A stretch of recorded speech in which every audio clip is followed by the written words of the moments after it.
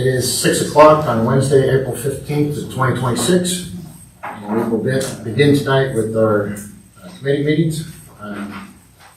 Our first committee, Streets and Drainage, Ms. Rahman.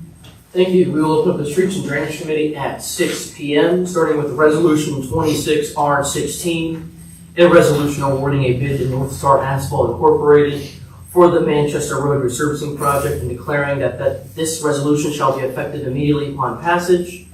Firstly, to begin with, this is just the resurfacing of where the sewer is going in on Manchester Road that we all know of and love when they turn it to one lane, of course. And then the bids for this came in on March 17th. OHM then after subsequently reviewed all the bids. They looked at all the references, equipment, materials of all the three bidders. The bidders were North Star Asphalt, Carvo, and Barbicus, with North Star coming in the cheapest bid at $497,000. And OHM agrees that we should move forward with the North Star bidding on that. Okay. Do we have any questions or comments? So just to circle back to that, that's ODOT is driving that. They kindly agreed to move up that paving project by a few years, so we wouldn't have to do it twice after the sewers are installed. North Star is also the same company doing the Cleveland-Massillon paving project for us, so we benefited from them already being in the area, and they've done a good job. They're a reputable company, and looking forward to that getting done. I think everybody is. Quick question, it doesn't appear there's any contingency in there. Do we want to put something in there for contingency for unforeseen full depth repairs, burning, so on? So I'm waiting to hear back from ODOT on that, similar to the Cleveland-Massillon project. I had talked to Curtis Baker on that. He didn't believe we needed on the Cleveland-Massillon project. He was looking into this particular piece too. I had ODOT in a couple weeks ago. I could meet a couple of those gentlemen, and kind of after we talked about it the last meeting, I brought that up to them as well. So I'm just waiting for them to respond to me on that. So in the absence of the contingencies, should we hold off on this resolution? I think we could amend the resolution to include the contingency if we decide to pass that today. Sounds good. Agreed. You agree? Okay. Yeah. Yes. Any other comments or questions? Comfortable waiving the three? Yes. We will close the Streets and Drainage Committee at 6:02 p.m. We will move to Finance Committee, Mr. Cox. Thank you. We will open a Finance Committee at 6:03, starting out with Resolution 26R17, a resolution authorizing modifications to the 2026 annual operating appropriation budget and declaring an emergency. And I'm just going to turn this right over to Ms. Logan because there's about 37 items on here. Well, not quite 37, but there's a few. As you know, this usually happens about this time of the year when we finally get the certificate of estimated resources that have the actual beginning balances. So, because when we do our appropriations, we're doing it the year before, and we don't know exactly what those numbers are going to be. So this is just adjusting a few of those items to, that we had, some that we had not budgeted enough for, and some that we had over budgeted. So that's to bring it in line with our certificate. If you like, I can go through each one, but that's mainly what all of these are. It's just to bring everything in line. For example, back then we were not thinking of the FG grant that isn't finished yet. We thought it would be done at that point, and it didn't get processed then. So we needed to do the appropriations for that AFG grant again for this year, which we had not planned on. We thought it would be done. So things of that nature. So if you have any questions, I'm happy to answer. I can go through every one of them, but I think you've seen this before, this kind of thing before. Notice that there are fewer negatives than usual, and so that's it. I think that's better. We're getting closer to being on track. So. Hey, if you could go through each item for our viewing audience, because they don't have the pleasure of seeing all this. Just real quick, you don't have to go into details. Sure. The first one, 2013, 630-5420, has to do with the appropriations for snow removal or salt, the purchase of salt. When we finally got our ending balances, we need to adjust that appropriation down $40,000 because we had over budgeted because of what we thought that ending balance would be. The second one is the AFG grant, which I told you about. The third one is it's the one for the police. It's the Office of Justice Services. And what happened was, a year or so ago, we advanced money from the general fund to cover that cost until they paid us back. Now it's time to actually pay the general fund back from that advance, now that we have the money in that fund. So this, we thought would be handled last year, but it wasn't. And so that is what that is. Grill Road Bridge Contractual Services, this is the 2057. This is the pass-through fund for that project. And this is just the new total with the actual amounts that we've gotten through ODOT for the very end of the project. So that brings us up to speed on that. The next one, 2069, is ARPA contractual, and this is just the remaining little bit of interest that is in that account that we just need to be able to use for just putting toward our road budget, because it's not a part of the the interest that we got off of ARPA money did not have to go into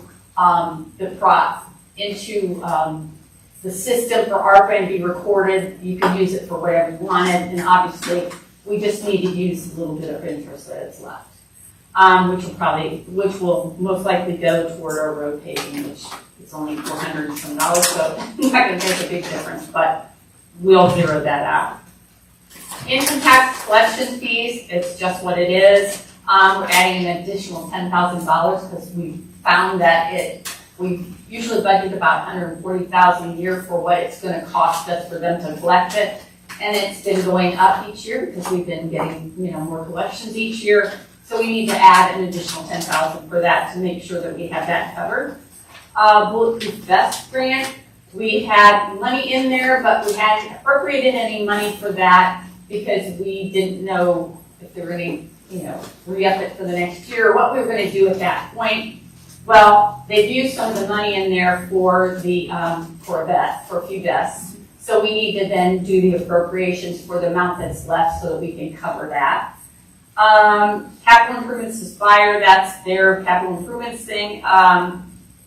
This again is one of those things where they spend a lot more money than we anticipated, not in a bad way, but we did not estimate that the ending balance would be as low, so we need to ratchet down our appropriations for that. They still have plenty of money to do their projects in there, and it doesn't affect cash. This is just our authority to spend, and we're reducing that by $53,895.87. And last but not least is fire losses contractual. This is the fund where when somebody has a house fire, we have to have an escrow account for the portion that makes sure that they complete this process.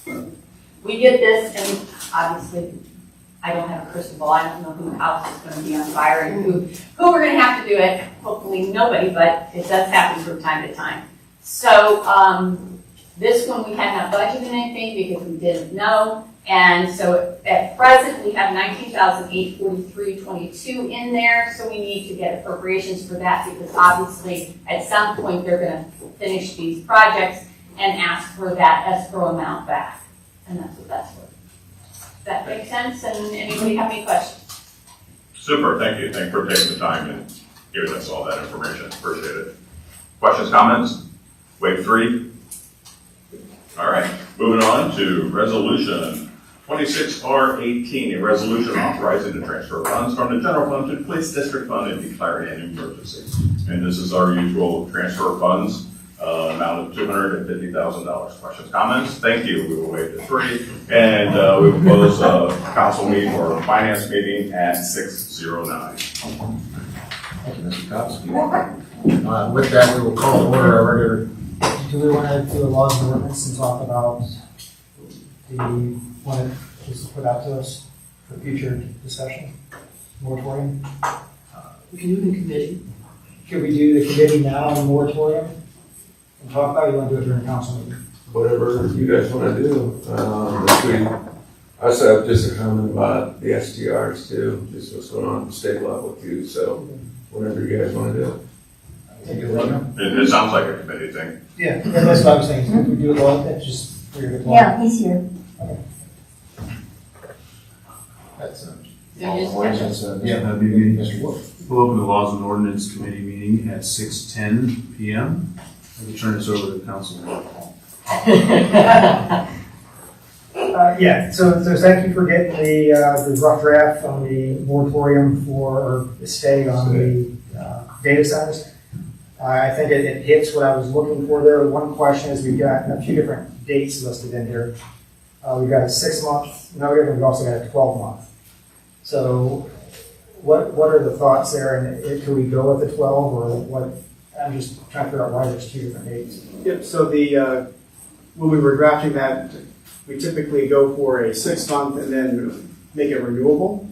So that might have been what we were thinking, and I didn't get the final verbiage in there. But that's, again, talking with the mayor and also in our office, a lot of communities will set it up so that it's, periodic, because in case we get to that point where we want to move forward, we don't have to rescind it, or that gives us a earlier prompt, for example. So if it comes up in 6 months, we haven't forgot about it for 12 months, we're actually, it keeps our feet to the fire. But that's one reason why you might do it that way.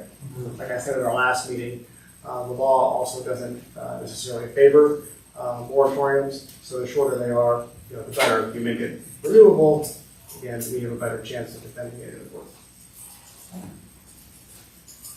Great.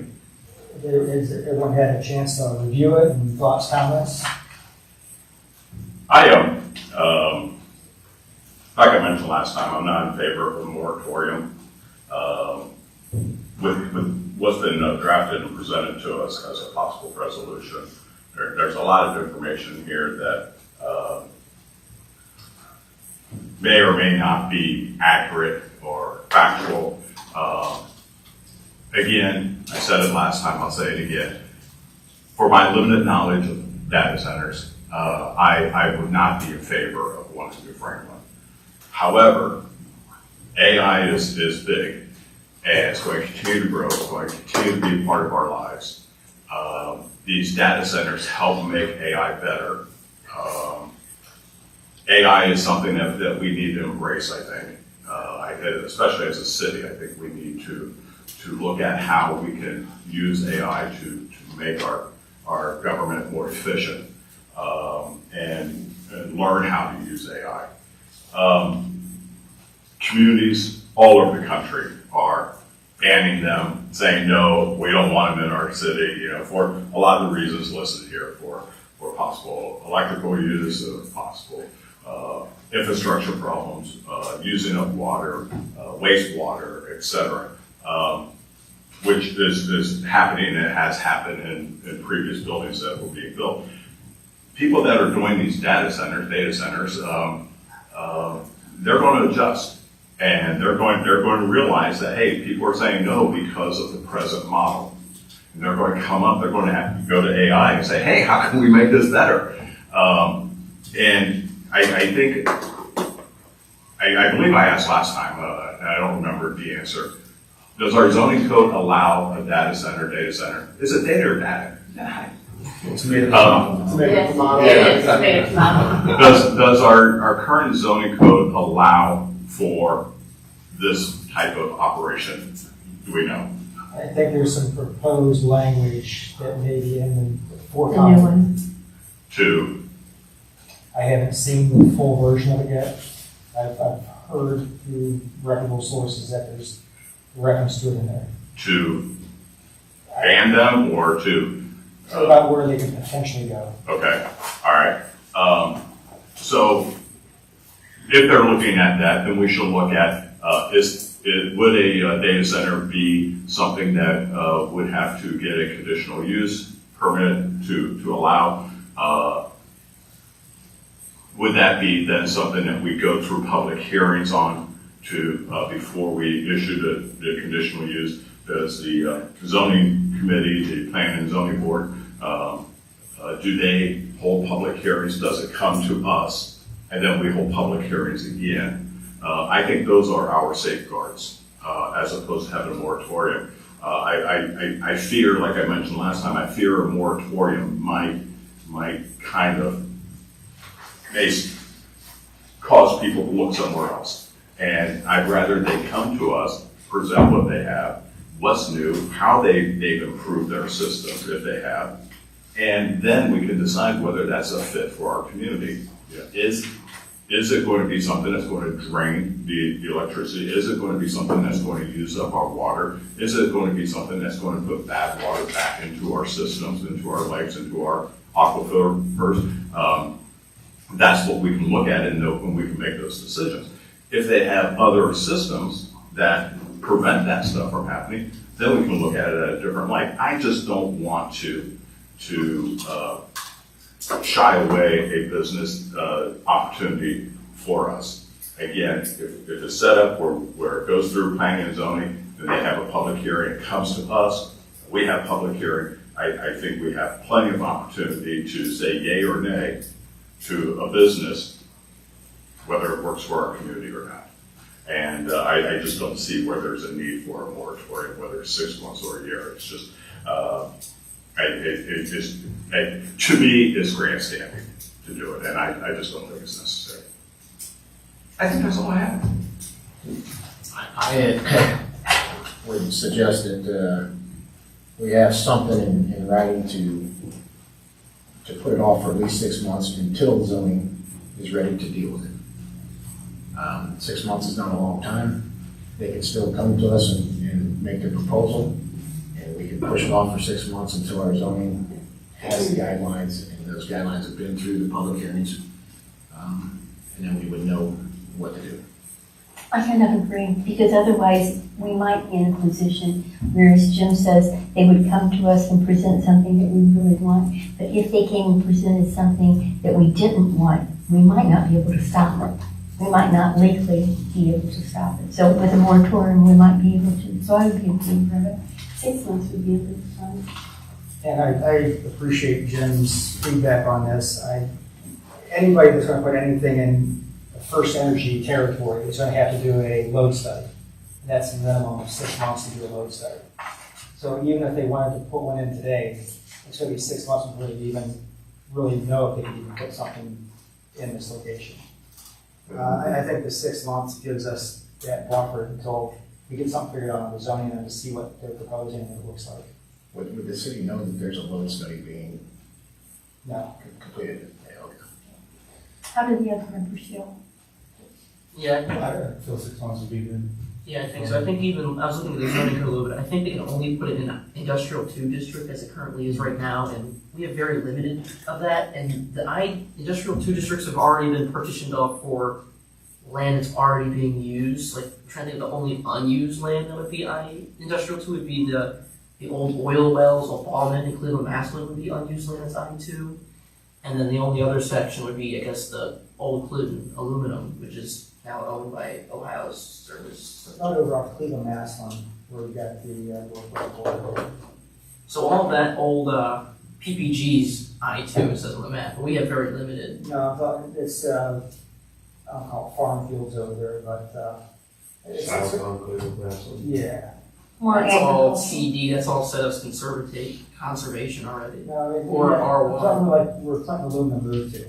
You've got some areas over there that's still in New Franklin that potentially it's going to be that industrial park area. That's zoned as light commercial and not if just residential, and I don't think the definition could fall within that. So I think like zoning pretty good is fairly set already that it could be in very limited areas.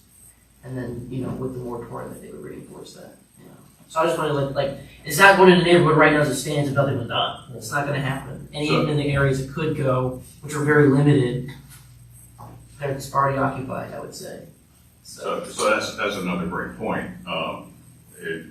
Where it could go today is very limited. And so if they want to purchase some farmland as such and pay a farmer $75 billion for their land so they could put it in there, it would require a zoning change, a district change, whatever it's called. And that would have to go through public hearings, and that would have to come to us for public hearing also. in order for that to happen. That's most likely what would happen, I would think. They would be requesting a change of the district change. So- Yeah, they would have to require variance. Our map was kind of built from people asking for variances and us changing it. It's kind of, that's how it looks like it's been built. You can see per parcel when it's been flipped and when it has not been flipped. Mr. Wolf, what do you think? I'm sort of with Jim on the fact that I'm not for them. From what I've read, I hear there's one down by Steubenville, somewhere by the river.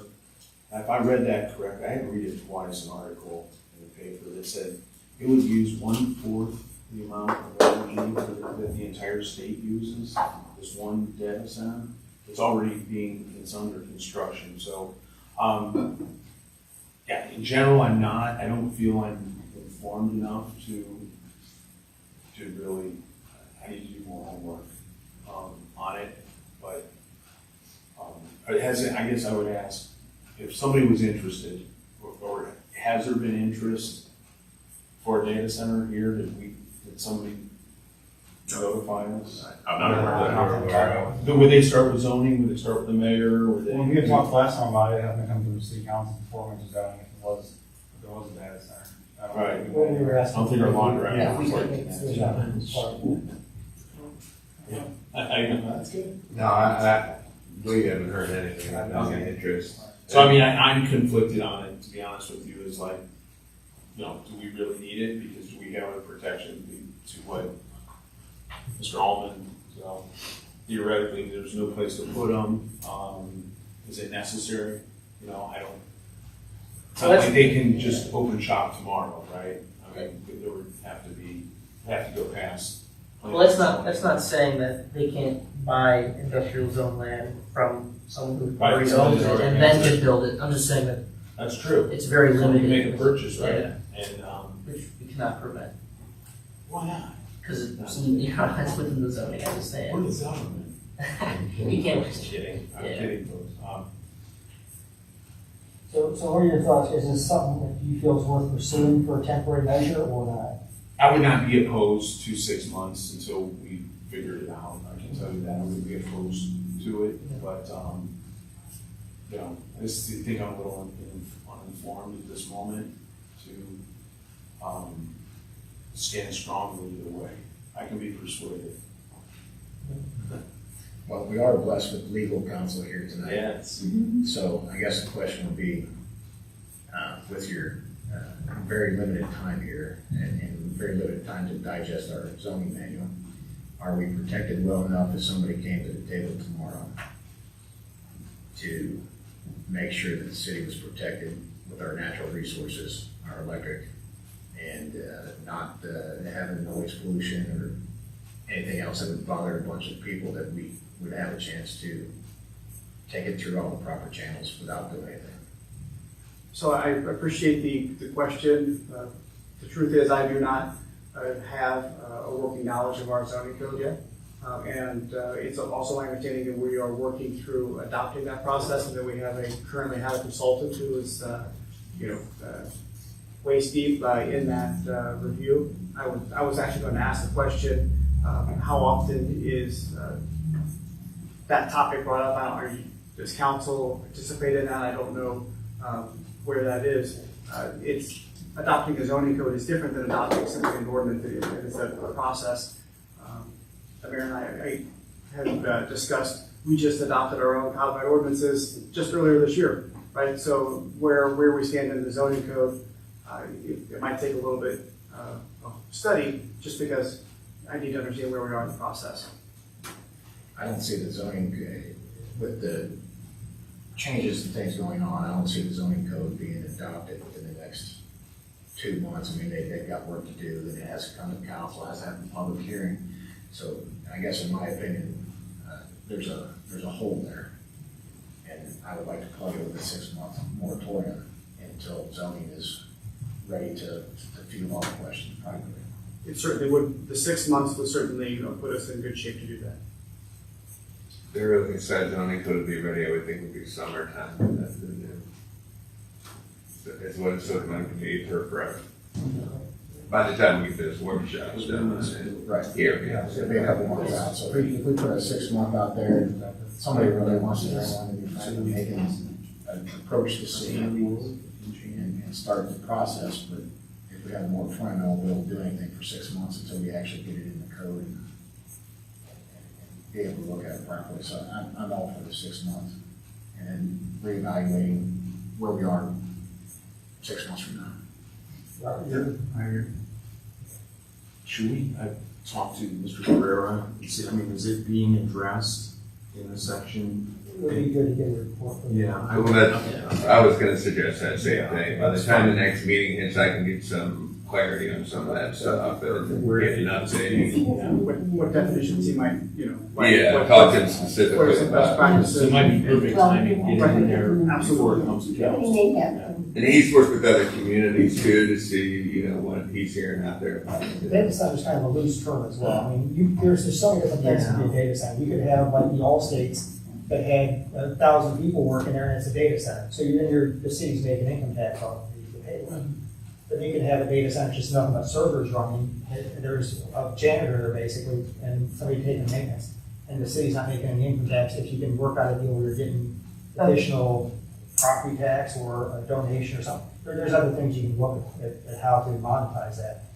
But I think it just depends on what that data center would look like that would be proposing. And that's where I think at least having something to put the brakes on to see what the state's doing on it, because there's talk about doing a statewide moratorium or ban on, and then see what else the zoning code comes up with, along with some of the other details that would be relevant to this topic. Yeah, I think they could put it in industrial right now, so, I mean, there's protections against obviously putting industrial stuff in residential areas, but a data center could, I feel, possibly be put into an industrial section under Howard Codes Road. And they could argue that before we were to put a moratorium in, so we would be unprotected currently. So the moratorium's a good idea for a good plug. Any final thoughts? Special comments there, Mr. Phelps?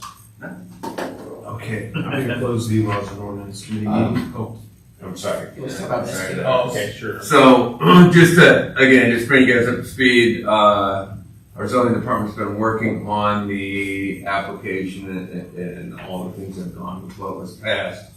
I just wanted to bring up, there's a couple of things at the state level, State Bill 104, House Bill 109, there's State Bill 104 is preemption legislation that seeks prohibitions on the local regulation of short-term rentals. It's received 4 hearings so far in the Senate Local Government Committee. HB 109 is companion legislation in the House, and then there's HB 161 is narrower legislation that would extend local lodging taxes to short-term rentals, as well as require short-term rental platforms to collect and remit the taxes. And that's been through 3 hearings, just to give you guys an update on where that's at, where it could get changed on us at the state level, and we don't really have a hand in it, but just want to make you aware of it as we work through this process. But the application's just about ready to go, and our zoning department's worked on it, and we're just kind of fine tuning it, double checking it before we publish it or put it up on the website. So that's all I had, just an update on that. I'm gonna ask the law director. I've always heard this term home rule, that we were forced to hurry up and get this because we're there first, and then it didn't matter what the state did. Is that how that works? So I was just telling the mayor a little while ago, as it relates to this particular legislation, my office has looked at that and has looked at that exact question because, what does it mean to be a home rule, charter community, and what does that, what rights does that give us, and more importantly, what doesn't it give us? And in this particular example, our review is that we would not be able to legislate. If this legislation passes as it currently exists, it would more likely than not stand. We would be out of the game, essentially. I would continue us to keep working on what we've got on the books and the application, just because you never know, it may not pass at all. So I do not abandon our work. But if this does pass, Which one specifically are you talking about? 104? The one that's getting more action is the Senate bill. Yeah. Okay, so That's been through more. 4 hearings so far, but the House bill's been through 3, so I mean, they're all. That's more about making people. This- Right. They would override our. 109 Okay, yeah. companion with the I'll speak with the Senate bill, so. I didn't see this. So that's what, then, so in general, can you educate me on like where does home rule exist where our charter takes precedence over the state? So home rule authority is complex, and I'm not dodging. I'll tell you, I just want you to know that there's no single right answer, and each issue is slightly different. There are a number of factors. There's a case, it's called the Canton case, and there are simple factors. The last element, which is typically the most important one, has to do with whether or not the state law, right? You're balancing the state law versus what our law says. If the state law has application to individuals, then we are not able to act on it, right? But if it has to do with they're trying to regulate us, then it is not, because we can self-regulate.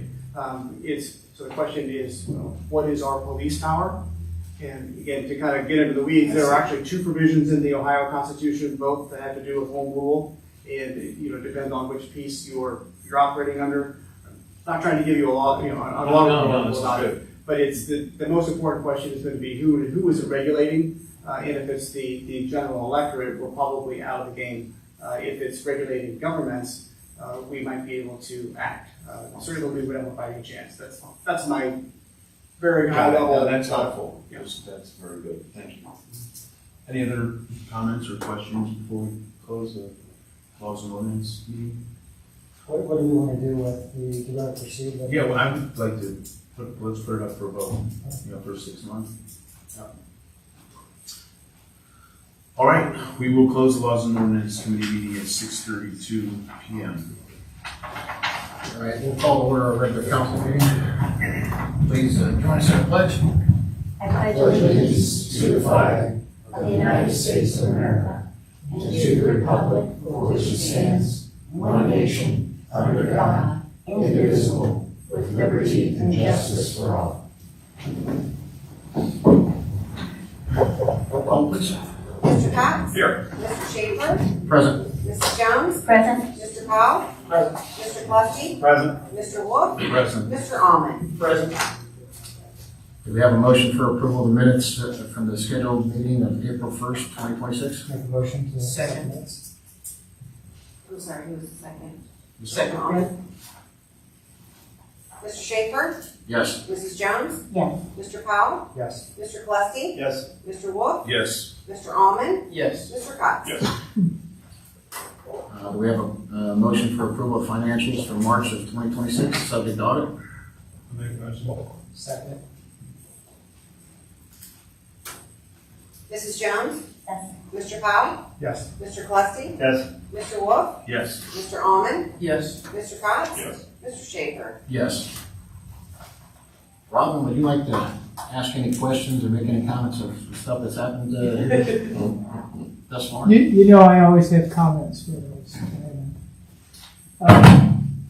Not really. I have my own view of the data centers, and I'm glad you're putting at least a initial 6 month out there until zoning code settles down, until what's happening in Columbus settles down, as well as across the nation. I think it's a wide open topic right now, and I agree with Mr. Cox. We don't know what's the truth and what isn't, so maybe that dust will settle.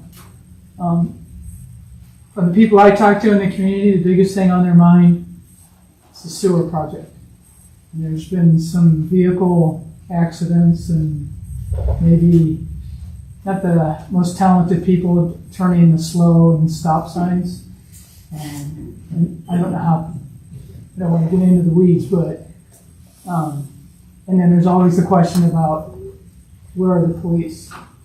And I might call you guys or call the administration. So I think the biggest concern is as we get closer to May, the weather being better, you're going to have boat trailers gone through the construction process, semi-trailers, box cars, whatever. Maybe just the presence of the police being closer than having to be called from a patrol area or get in to the vehicle to get to whatever spot. Maybe just a show, at least at the intersections, because I don't think we have a lot going on. We have the data lines going through, we have the sewer going through, and the prep work for the Bell store going in, so there's just a lot of activity, a lot of moving parts. But I don't think, I was coming from Coventry down 93, and I don't think that the gentlemen who are doing the traffic control are aware of how much traffic comes or starts at about 4 o'clock in the afternoon on 93.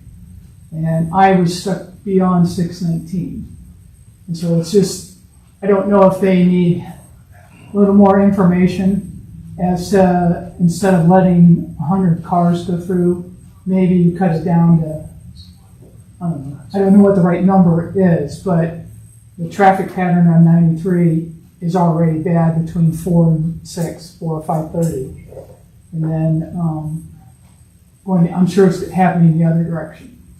So, thanks, Ron. I don't know what the right answer is. I'm just saying what I'm hearing and being stuck in it. I've been on the phone with them the last 3 days about it, just the amount of time, the amount of cars, how much work area they need.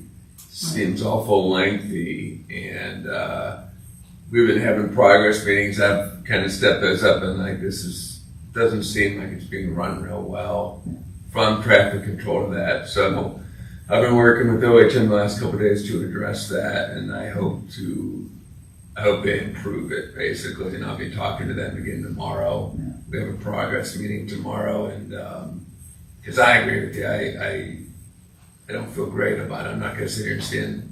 Yeah. Maybe it is going well in their eyes or how it's supposed to go, but it feels like it could be done a little. It could be done a little better from my amateur stance on this matter. But so we are trying to address that, and even down to how the steel plates are laying on the ground, things like that.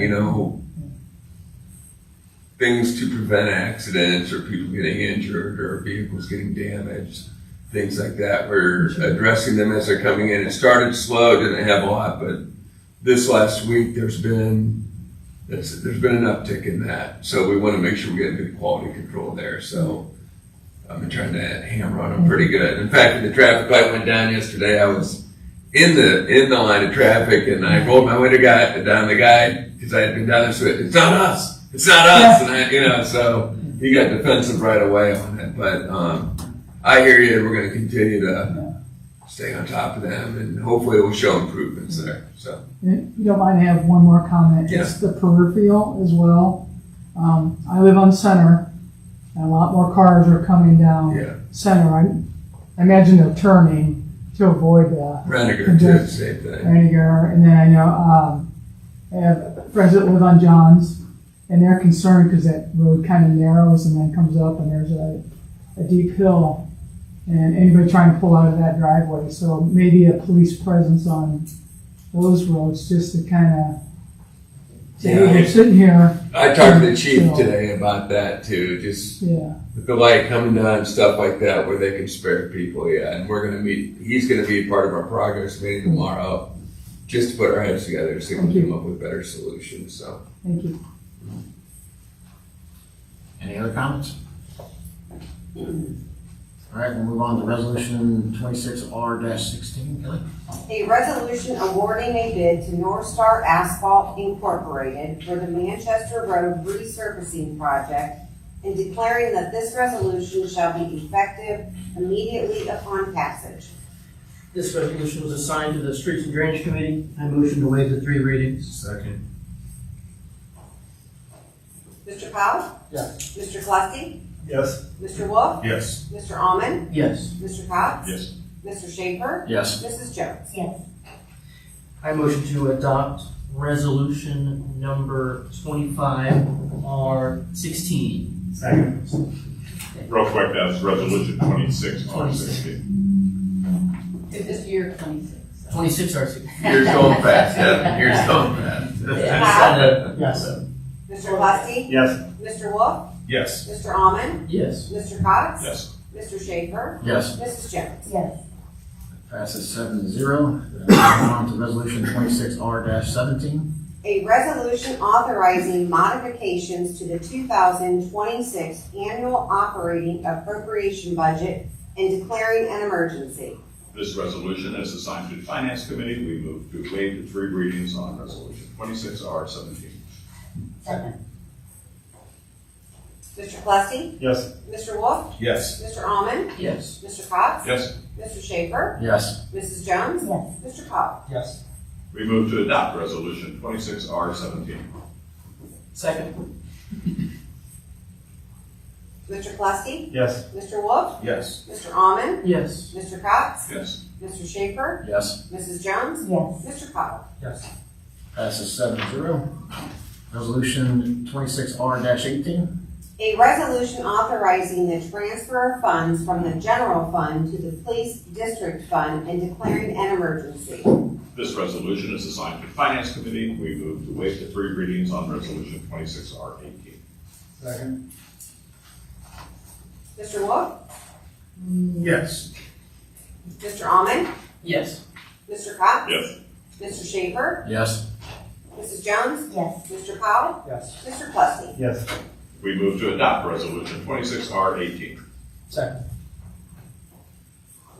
Mr. Wolf? Yes. Mr. Almond? Yes. Mr. Cox? Yes. Mr. Schaefer? Yes. Mrs. Jones? Yes. Mr. Powell? Yes. Mr. Plessy? Yes. Passes 7-0. You gonna do anything with that? It's not on the agenda. I do not have a copy of it. Excellent. You can get that cleaned up and everybody for that. Move on to the mayor's report then. Thank you, Mr. Schaefer. Okay. Next week, we'll start there. Wednesday, April 22nd is National Earth Day. And Friday, April 24th is National Arbor Day. So, looking out for the earth where we live and breathe, which is important, obviously. I will be celebrating with the county next week, planting trees up at the Historical Society. And I think it's important, and we'll be there if anybody would like to join me. The Heritage Tree Planting at 11 a.m. Wednesday the 22nd at the Historical Society on Copley Road. Next Tuesday the 21st, moving from trees to food, the Taste of Coventry will be held at the Gather at the Lakes behind Lala's from 6 to 9 p.m. This fundraiser benefits the Coventry School Foundation, who's used for teacher grants. It raises money for academic classroom grants and scholarships to the students. And just kind of circling back to the sewer project, as Robin alluded to, we've had some issues raised by a few businesses and residents along State Route 93. We've been trying to address those as they've come in.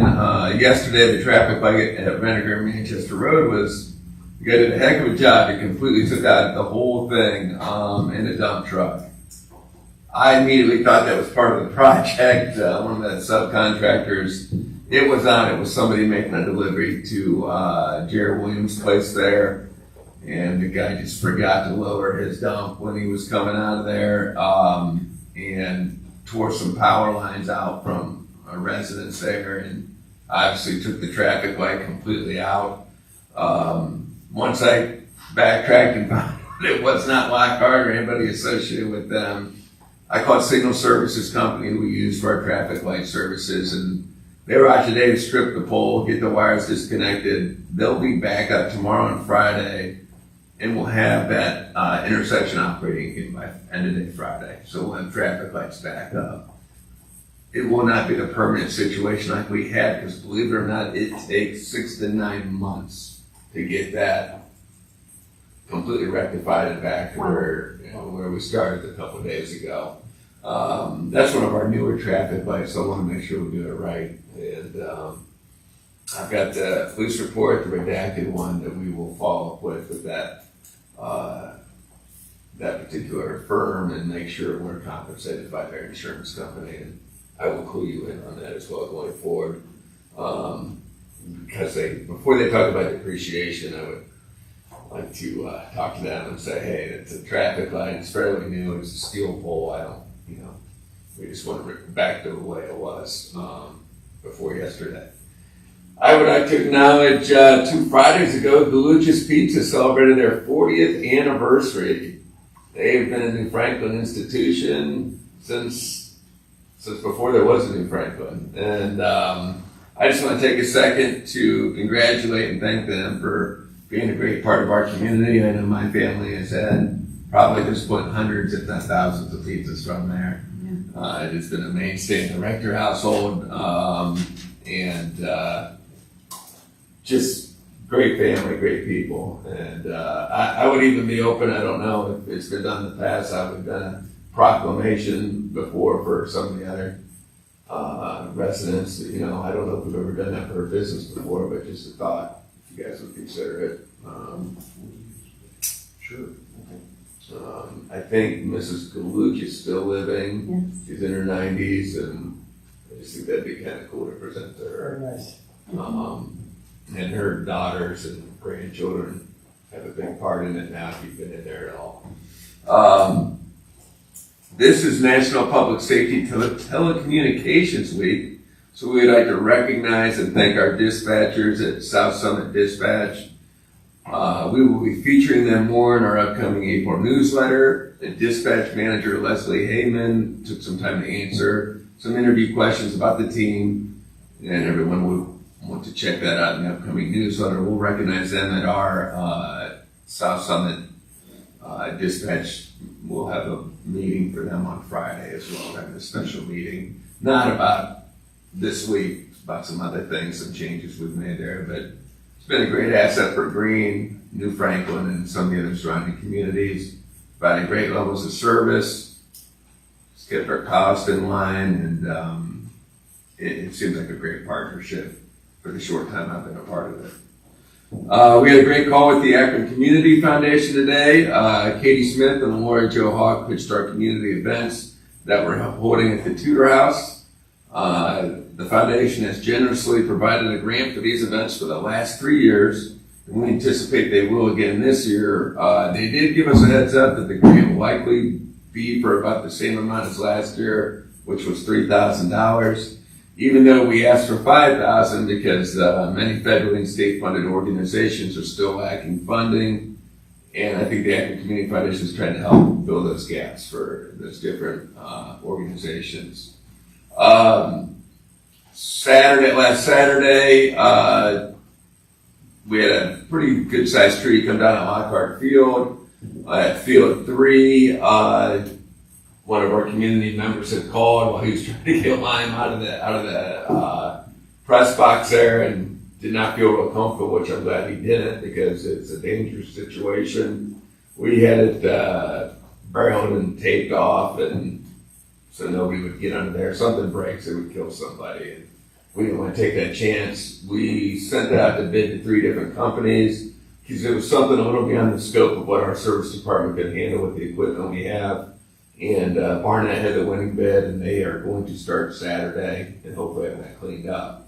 Where it may not be completely, at least I'll have it off the field by that point and usable, and nobody's got to move out of that area anymore. So we also had a tree on 619 the service department wasn't quite able to handle, so they're gonna take care of that too while they're out. But like I said, we went out to 3 different bids, and the winning bid was $3,500.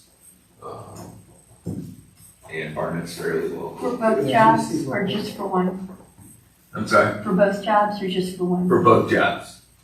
We just thought we'd group it together since we had those needs, and did not plan on. And there was another tree that, if you've been up at Lockhart, that press box has 9 lives because one fell just to the left and one fell just to the right. So they're going to clean all that up for us and make it a safer situation for our community members and the kids using those fields. Obviously, we got a lot of rain yesterday in a very short period of time. People were flagging me down on the road as the water was sitting on top of the ground instead of going down through it. So we have passed on some of the addresses that had some severe backup. Obviously, I don't think there's any drainage system that can handle the amount of water we had that quickly. So our service department's getting through some of those areas that were impacted worse and checking those out and just making sure there's nothing clogging, or if it is, they're gonna remove it and clean it up. Some of those areas that don't typically flood like they did yesterday. For example, over on West Nemasilla, across from the high school, there was a lot of water, and the kid I used to coach over there, he used to get the basketball stuff down in there. But I don't think it was him. I think it was just the amount of water that had come through there. So if there's any other addresses or something that seems like we're having some blockages or anything like that, let us know, and we'll get out there and take a look at it. I had one on Highwood Drive, someone contacted me. Okay. Yeah, if you'll send that to me, and I'll pass it along if they don't already know about it. And that is all I have. Thank you. Thank you. Move on to the finance report, please. I think just tail into his conversation, right out here and behind this second parking lot, there was a lake for about a half an hour or so, and that came down. I mean, it was ready, you could use a canoe. That's how much water was back there, and it wasn't in the retention pond or the, the other one. Around the retention. Yeah. Anyway, on to finance. As you may or may not know, our 2024 audit has finally been released by the auditor's office. It's like the world's longest audit because they dumped. It was held up in the pipeline of all the supervisors that had to review it before they released it. Judy was at our post-audit meeting, so she got to hear all the blow by blow. Again, another clean audit, so we're really happy and proud of that. Especially 2024, I am, because that was the end of that year that Diane left, and I was doing a couple different jobs, let alone my job. So I was really, really happy that went very well. Regarding audits, we're into our 2025 now. We're starting in that, but that is released, and we hopefully will see another plaque put on our wall for that audit as well. Also included in the audit, and I know G can speak to this if she wants to too, because she was in on this at the post audit. We had, as you know, except for you, probably Robert, because you're new, when we do an audit, the auditors give you a fraud sheet that you're supposed to fill out. And we got a notice in our management letter that basically some of them came back incomplete. I think because people didn't understand maybe the questions, and therefore they didn't feel comfortable asking or answering them. So please ask those questions because it's very important. I mean, it is your job to answer those questions, and actually, it is fraud. Part of fraud is your job, and that's the part that she made clear at that post audit. Judy heard. Basically, when you approve, one of the things that most of the people mostly don't take into consideration is when you approve our monthly financial reports. That's part of your audit duties, your fraud duties, is to look over those reports and make sure that things are as they should be. They're very, obviously, once you start reading them, they're very easy to read, and you can see all the vendors and things of that nature. But that's part of your responsibility as fraud in the fraud department. Also, it's coming up, or at least passing new resolutions or procedures that help to eliminate fraud. We've talked about this before. In our office, we have specific things and specific procedures that we do so that no one person is the end-all be-all for any specific function. There's always crossover and double checks. Even with the receipts that we write, there might be 2 or 3. For example, if we get money from the service department, she will receipt it from the people, then she gives us that receipt, we receipt it back to the service department. So there's double checks in place for everything, and we're really consistent with that. Also, I've told you this before, there are a couple areas where we know that fraud would be more likely. Not that it's happening, because it's not to our, that we know, but places where we take a lot of cash, and you can imagine where that place is, it's the Tudor House events. Also, like at the sewers department. So we're trying to rein in the areas where cash is being handled so that we can eliminate any possible fraud. So we've upped our game for the 4 main events that at the Tudor House. We're going to have our administrative aides there. They'll be the ones taking the money and managing the money, because they're the ones that are going to have to bring it here.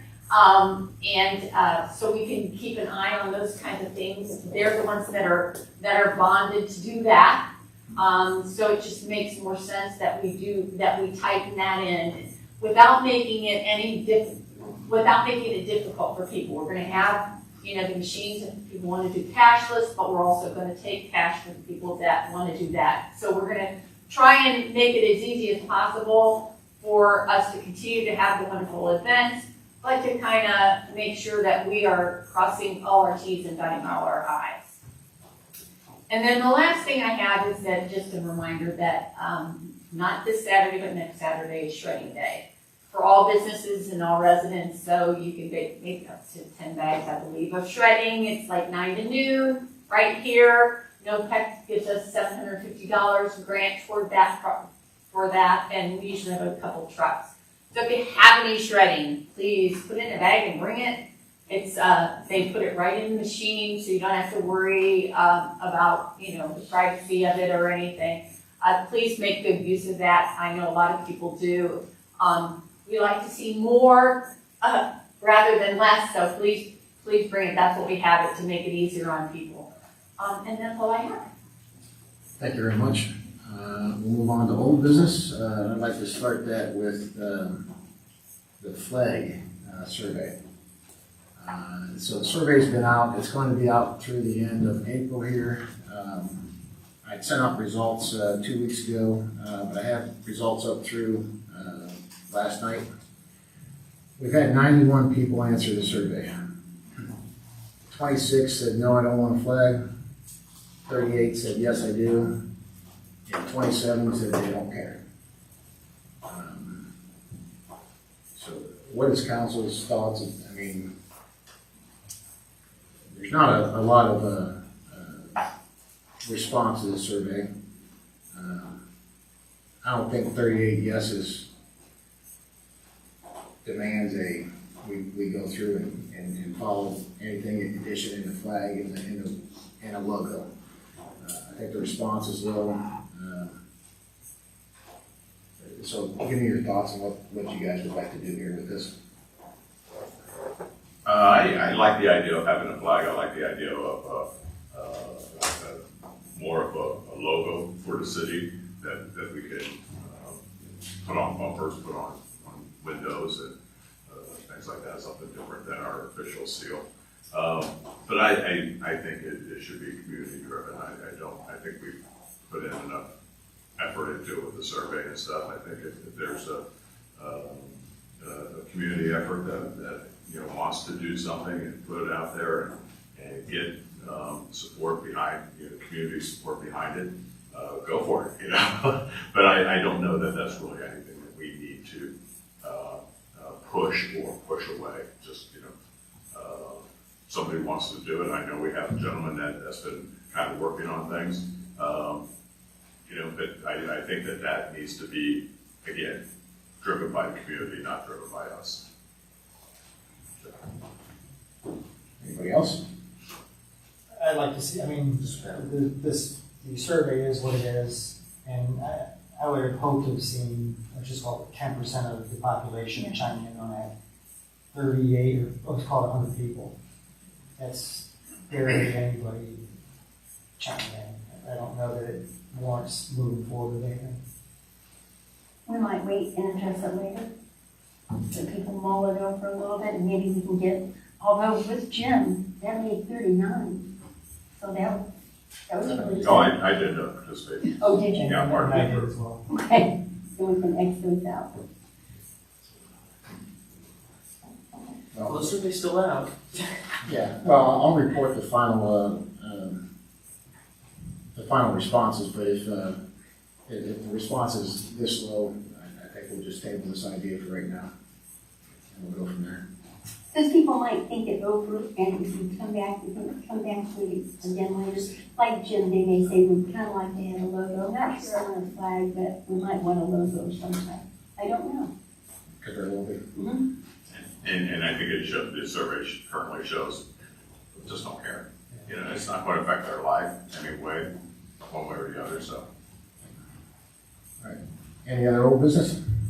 I wanted to talk about the audit, which Susan and Steve and I talked about it, and I wanted to ask the council members, we thought it might be a good idea if we had a meeting, maybe on a quarterly basis with Susan, that we could actually go over the finances and realize, because that is our responsibility, and I don't think we think that much about it, but they were very clear with the things that actually are our responsibilities. And I'd like to see us all get together, go over it, and so we're all on the same page. And I think Stephen and I think that Susan were in agreement with that, and I thought all of you guys would be too.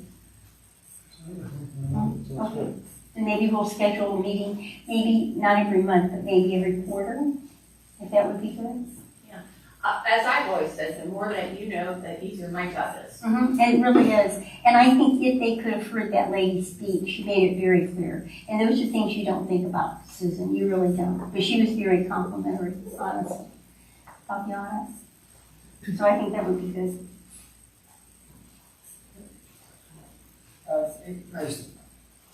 April 4th, we had, the Kiwanis had the Easter egg hunt. Thank Mr. Plusky and Ms. Jones for helping with that. We had an amazing time. The day was beautiful, but we had about 670 kids show up. And how many last year? 4 something. So that was really huge, and they were adorable. And it was a great turnout, and we had just under 400 parents out there as well. So a great turnout, great event. We looked at the glass structure, the conservatorium, if you will. It's going to be an amazing building. It's going to be really, really nice. We're going to do that little gazebo off to the side. It's going to be a very nice addition to that footprint. I thought so too, that was gorgeous. Any additional old business? Just that we're going to have the farmer's market, and we are going to be down at Sisler Field, which I think is going to be fabulous. And we're going to begin the week after the 4th of July. And I brought my calendar, and it's going to be a Thursday still, as far as I know. And that's going to be the 9th, will be our first. I believe it's from 3 until 7 still. I believe you're correct. Will there be popcorn? There will definitely be popcorn, and also, some of us are going to have popcorn at some of the different functions at the Tudor House, which we do periodically that we will have, which is always fun. And it's all free. So I'd it's like to good. thank the person that does that. I know, I'll pass that along, because Randy put so much time into that. Thank you. All right, move on to new business. I had something I wanted to bring up. If Mr. Cox and Ms. Jones may remember this, it was either a year or 2 ago, we had an officer that we had a proclamation for going above and beyond. He had a wellness call. He went out, he felt something was wrong. He found a window he could get into, and he found the resident had been laying on the floor for a few days. Essentially saved his life, and we had, as council, gave him, and as the mayor gave him a proclamation, thanking him for going above and beyond to essentially save the resident's life. I don't know if we wanted to consider doing something similar to this for Officer Tao and Officer Colsar for their recently recognized efforts from last year with the ice rescue. If that's something you guys want to consider doing. It would be great. Yeah, we're already planning to present them with an award and some things at the next meeting, just send them that too. So I'll coordinate that, but Katie's been working on that, Chief Pickett. We would have probably done it tonight, but we did not get the video back from Axion yet to be able to show during the meeting, so. Those things are really fabulous that they do them. And I think Stephen is excellent, I'm going to tell you. He helps all of us so much, don't you think? And he does it just because he wants to. He's just an angel, he really is. Don't give him too much credit. I already did that baby. When I saw the baby over at the Tudor house, that baby is You adorable. got you. Yeah. Oh, you just want to kiss her. I'm telling you. Additional new business? Real quick, we have the sticks and stuff at the service department this weekend, yard waste. That's from. Six and stuff. I know where you're going at, Jim. I think that's cute. Yeah. Yeah, so yard waste drop off at the service center on Hampshire. That begins at 9 o'clock till 3 o'clock. That's this Saturday, and with the storms we've had, you probably have a few sticks and stuff in your yard to bring over. Is there a limit? Ms. Cook mentioned about shredding day. That's a big deal. We get a lot of turnout, and it's nice to be able to get rid of all your paperwork. So that's from 9 to 12 the following Saturday on the 25th. Also, we have coming up. This is a month away, but the sale in the summer at the Tudor House, mentioning all the Tudor House things. Big event. Last year was amazing because that was the first year that we used the Heart at Home event people to get the vendors, and we had a ton of vendors out there. And, Emily does a great job. so that again, that's this year we're working with them again. You can go to their Heart at Home event page. Handmade market, whatever. It's on our website. But if you're a vendor, that's where you want to sign up to be a part of it. But again, it was great to see, and I think all those vendors obviously they did well because they're coming back again this year.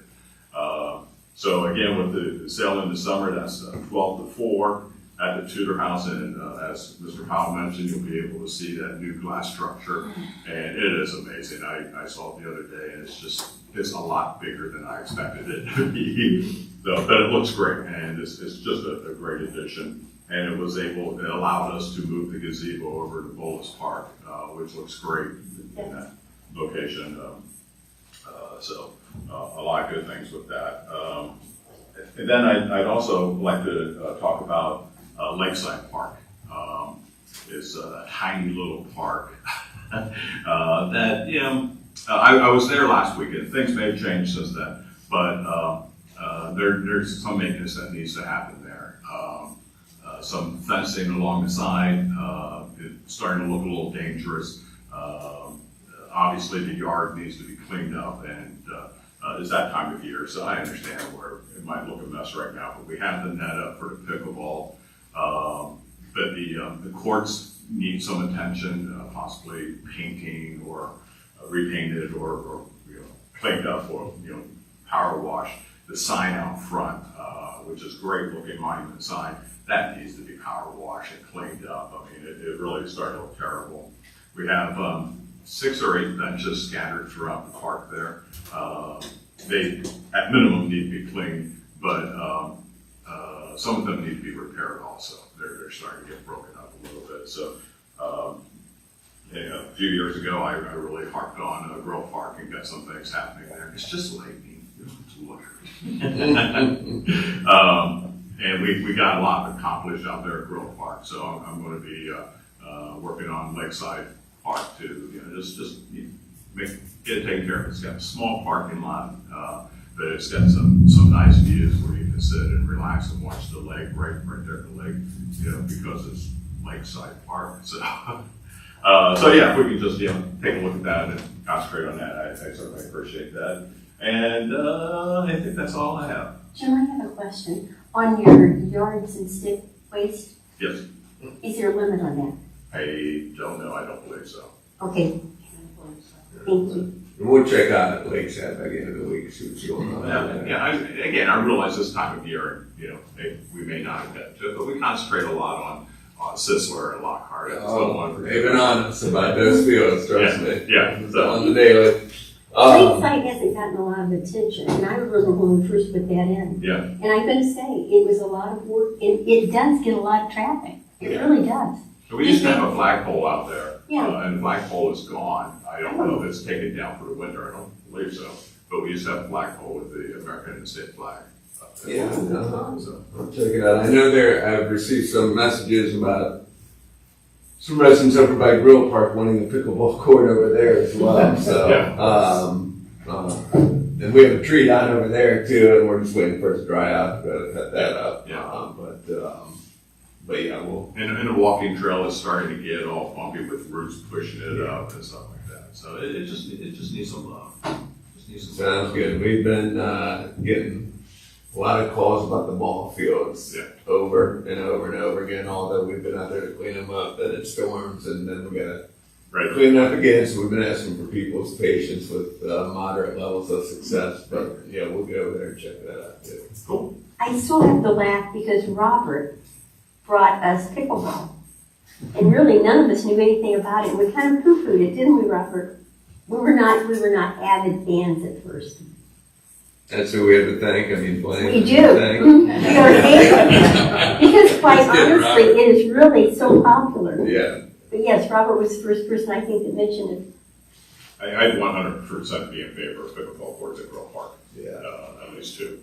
I think they would get used a lot, and That's why I was just so looking for some funding opportunities. We've already talked to some different avenues for that just to see, because I wouldn't want to pay for that. It's all out of pocket. I don't want to help with those. So. Any other new business? Then we'll move on to public questions and answers on issues raised at the meeting. I had a question on the legislation that R18, where you're taking money and moving it to the police fund. Yes. We've been doing that a few years. How long do you plan to keep doing that? Or are there other avenues that you're looking at to help maybe offset? I mean, taking it out of the general fund, which I know you can use the general fund for whatever the city wants, but it's been increasing in amounts. So there's a budgeted amount every year that goes to the police fund. And instead of putting that entire amount in at the beginning of the year, they do it in stipends. I understand that part, and I understand it's needed to cover the expenses. I was just asking, how long is that process going to continue? Do you plan on doing it forever, or are you looking at other sources of funding to, maybe leave what was it, I think for this year budgeted $1.75 million? Yeah. That's a lot of money from the general fund that might be able to be used for a pickleball court at Grill and other places. I'm just curious. Basically, there's no thought of anything else, because what happened, and you probably will remember this once I say, there used to be 2 levies for the police department, and when we raised income taxes, we got rid of one of them. Mm-hmm. So there's only one, and it doesn't bring in very much. So we're limited as to how we can bolster the funds for the police department. It would have to be in the form of a levy, which we don't know what's going to happen to property taxes. And if that goes down, then levies are nothing, So it's kind of, there isn't really an easy answer to that, because we don't know where we could get those funds other than through the general fund. Okay. Is there any thought of looking at sheriff?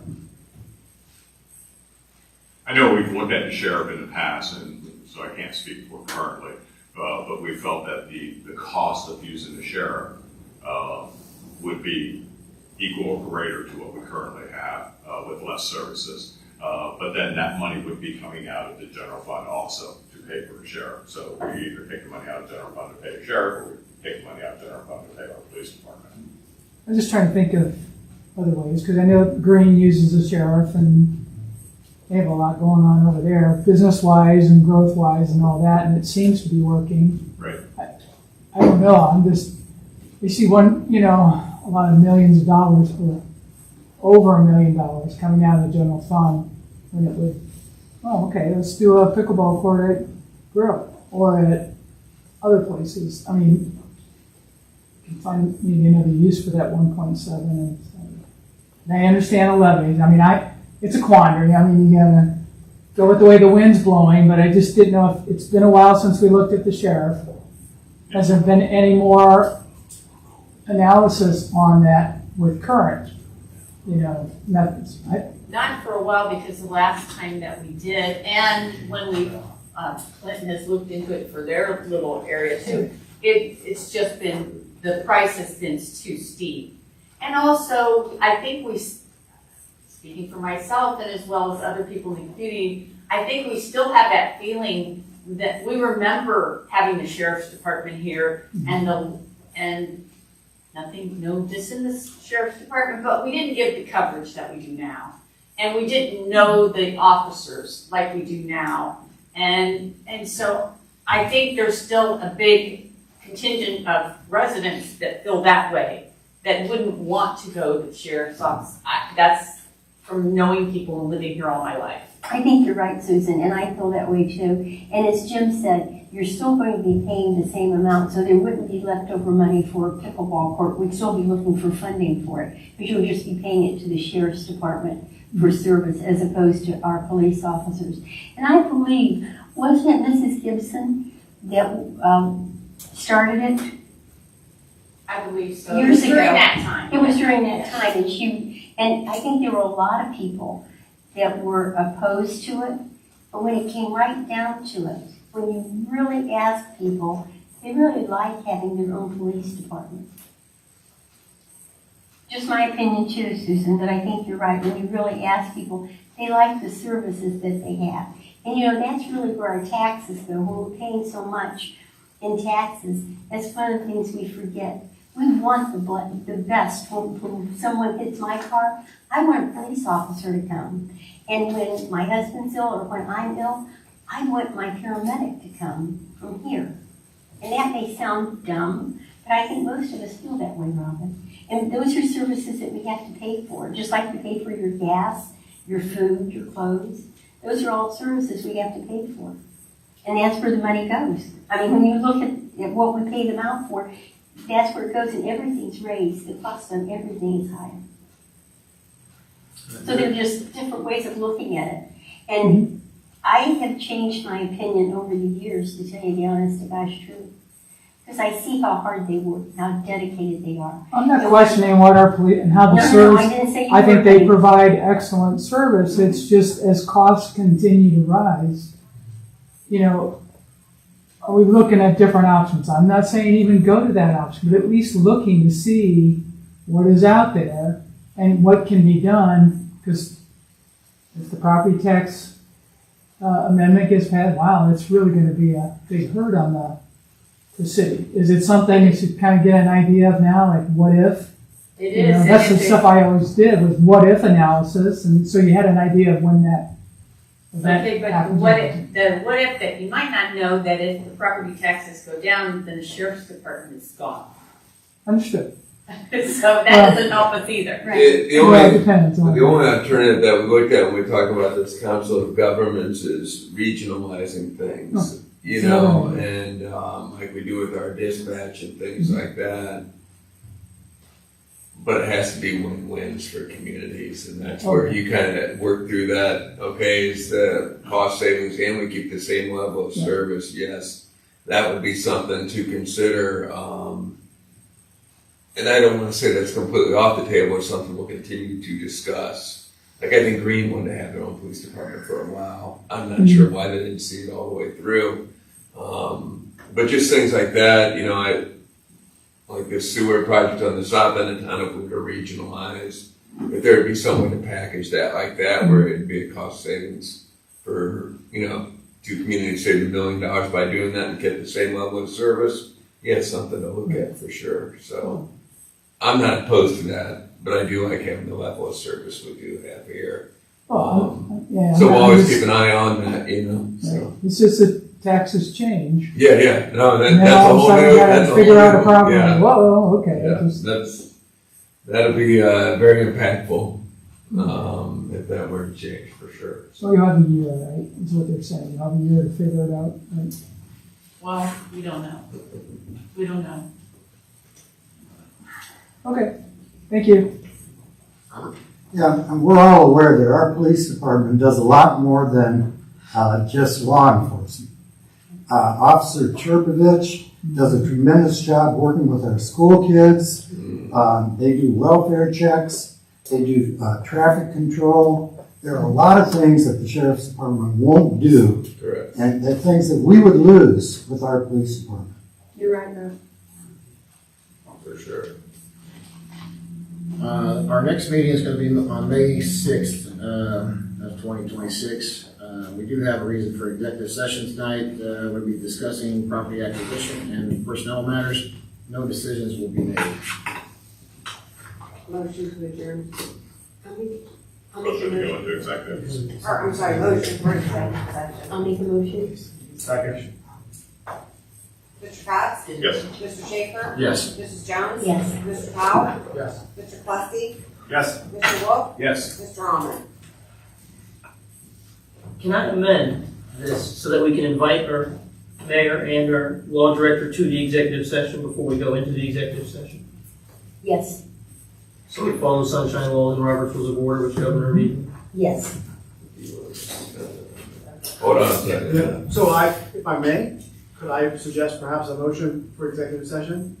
So I would suggest a motion to go into executive session for the purposes of considering the purchase of real estate and the appointment of a public official, inviting the mayor and the law director and all members of council.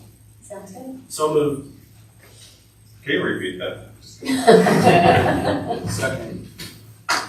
I'm sorry, purchase of real estate and The appointment of a public official? Do we start to add personnel issues in there too, or matters? It- We were gonna get an update on on hiring somebody. Correct, right. That would be the appointment of a, well, I'm sorry, That's not a public public official. employee. Okay. The correct word is public employee. Okay. I misunderstood. Thank you. Get all that? And just Thank just you, Kelly.